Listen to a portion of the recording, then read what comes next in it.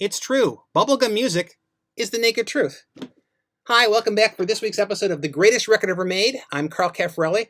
I'm the co-host with Dana of This Is Rock and Roll Radio with Dana and Carl, heard every Sunday night from 9 to midnight here in Syracuse on Spark WSPJ 103.3 and 93.7 FM and on the web at sparksyracuse.org. I'm also a writer, and I'm working on a book called The Greatest Record Ever Made, Volume 1, dedicated to the notion that an infinite number of songs can each be the greatest record ever made as long as they take turns. This week's Greatest Record Ever Made spotlight falls upon a song called Gimme, Gimme Good Lovin' by Crazy Elephant, a band that did not exist. The first of at least three such bands that will get coverage in the book. Unlike the Partridge Family and the Wonders, each of whom also gets a chapter later on in the book, Crazy Elephant really did not exist at all. They were purely a studio concoction to sell records. Not that there's anything wrong with that. Where the Partridge Family was tied to a TV show, the Wonders was tied to a movie, That Thing You Do, my all-time favorite movie. Crazy Elephant was just a name. It was just a gimmick, courtesy of Castanets and Cats, who were no strangers to gimmicks, due to their long history of bubblegum music, of being among the premier providers of bubblegum music in the late 60s with the Ohio Express and the 1910 Fruit Gum Company, and of course Crazy Elephant. Checking Billboard. The Crazy Elephants' Gimme Gimme Good Lovin' was a number 12 hit in 1969. And I interviewed Castanets and Cats and also songwriter Joey Lovin, who co-wrote Gimme Gimme Good Lovin' with Richie Cordell. And I interviewed them for Goldmine Magazine in 1997 for Bubblegum History I wrote that appeared as the cover feature in that issue, and an article that was later edited down to avoid duplication with other parts of the book, but for inclusion in this book, Bubblegum Music is the Naked Truth, in 2001, a project I was very proud to have a small role in.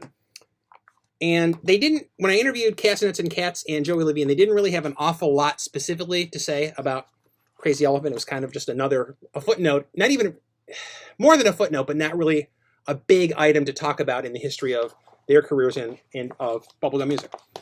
Take a look here. Yeah, there's a bookmark. Only thing they had to say in this was Crazy Elephant was a guy named Rob Spencer, Joey Lovin says. Spencer had been a member of the Cadillacs, best remembered for their 1955 hit, Speedo. Lovin continues, and he was a singer that Bo Gentry had been using for a couple of things. And I had written this song with Richie Cordell, and Richie said, it'd be great for this Bob Spencer. So I said, well, let's get him in. And Bob sang it, and I did the laughs on it. Gimme Gimme Good Lovin' became a number 12 hit in 1969, and its throbbing rhythm and soulful vocal had made it a perennial bubblegum favorite. And it transcends bubblegum. It is bubblegum. I don't think you can reasonably say that it's not. It's this chunky rhythm.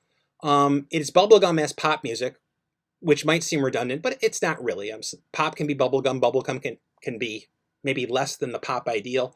This is both, and it borders on punk in its just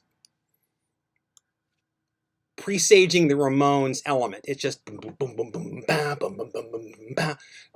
At least as much as the Ohio Express were, in some ways more, but then enhanced by the soulful vocals of Rob Spencer. This is what I write about the song in the book, The Greatest Record Ever Made, Volume 1. A band doesn't have to actually exist to be great. The enduring appeal of pop music is based not on authenticity, but on results. If you love a record, you're not concerned if it was born of the divine inspiration of a brilliant singer-songwriter, bashed out in a basement by teenage tyros, or created in a lab by Dr. Frankenstein. You just want to turn it up, and you just want to dance to it.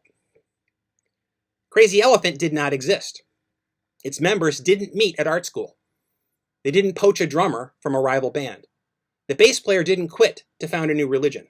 And their manager wasn't fired and replaced by the lead singer's hot new girlfriend. They didn't listen to the WMCA Good Guys, nor Radio Caroline, nor Chicken Man. They didn't do drugs. They didn't eat. They didn't breathe. Record label Hype claimed that Crazy Elephant was a group of former Welsh coal miners who ditched the shaft in favor of the limelight. That was, of course, pure baloney. without even the benefit of a first name or a second name. Granted, there were indeed real people involved in crafting the Crazy Elephant sound in the studio. And it was kind of cool to discover that Wikipedia uses me as one of the references. It's Crazy Elephant page. Gimme, Gimme Good Lovin' was written by Bubble vets Joey Lovin and Richie Cordell. The record was produced by Lovin with Artie Resnick. The lead singer was Robert Spencer, who had previously hit big as a member of the Cadillacs with the number 17 smash Speedo in 1955. A subsequent Crazy Elephant record, There Ain't No Umbopo, would feature lead vocals by Kevin Godley, who later found fame with 10cc and Godley and Cream. All fiction, no matter how outlandish, has roots in the real world. And do you really care about any of that?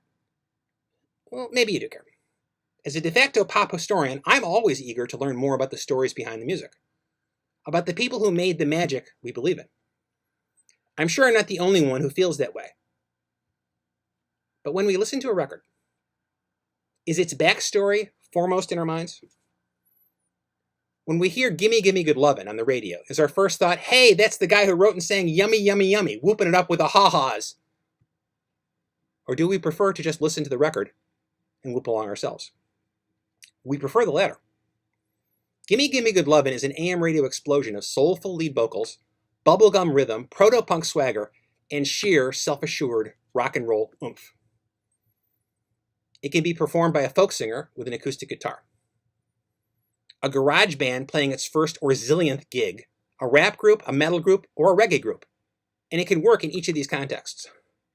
But no one will ever surpass or equal the original recording performed by a band that never existed. From nothing, something. The greatest record ever made. Thank you for joining me this week on The Greatest Record Ever Made. Below you will see options to tip and support and subscribe. I'll include a link to the written version of the chapter for you to peruse along rather than just listening to me recite it. Next week, The Greatest Record Ever Made returns to a real performer, a wickedly real performer, Wilson Pickett, in the Midnight Hour. Thank you, and I hope you'll join me next week for The Greatest Record Ever Made.